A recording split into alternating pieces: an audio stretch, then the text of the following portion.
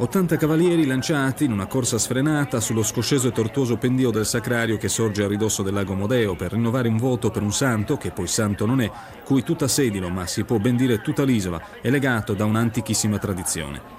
Così si è ripetuta ieri sera, in una cornice di folla incomparabile, l'Ardia di Santo Antine, manifestazione di coraggio e abilità che ha fatto esultare lo straripante mare di turisti e fedeli accorsi a Sedilo.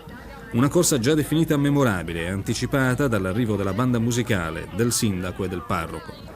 Erano trascorse da poco le 19 quando, salutati dall'esplosione dei colpi di fucile caricati a salve, i cavalieri guidati dalle tre Pandelas, Peppino Carboni detto Monello, Andrea Manca Pettenao e Antonio Buddu, hanno attraversato l'arco che introduce a Sagorte tra l'ovazione del pubblico. Una galoppata velocissima nella quale i cavalieri hanno mostrato subito la loro abilità, superando indenni forse il tratto più pericoloso del percorso.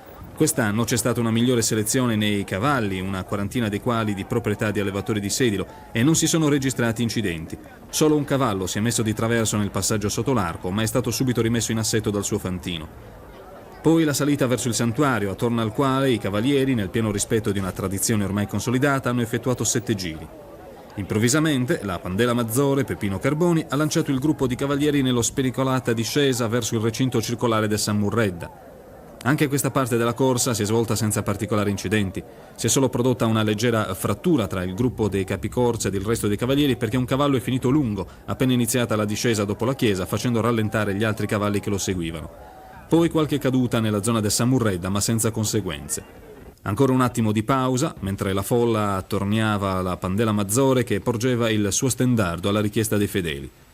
Quindi la risalita verso la chiesa attraverso il ripido sentiero con i cavalli che sfioravano la folla addossatasi lungo il tracciato. Qui la corsa si è chiusa. I cavalieri si ristorano e ricevono gli auguri da parte di parenti, amici e semplici spettatori. Dopo la messa, celebrata nel santuario, il ritorno in paese, dove in casa del parroco e delle tre Pandelas si è rinnovata l'offerta di dolci sardi e vernaccia a tutti i presenti.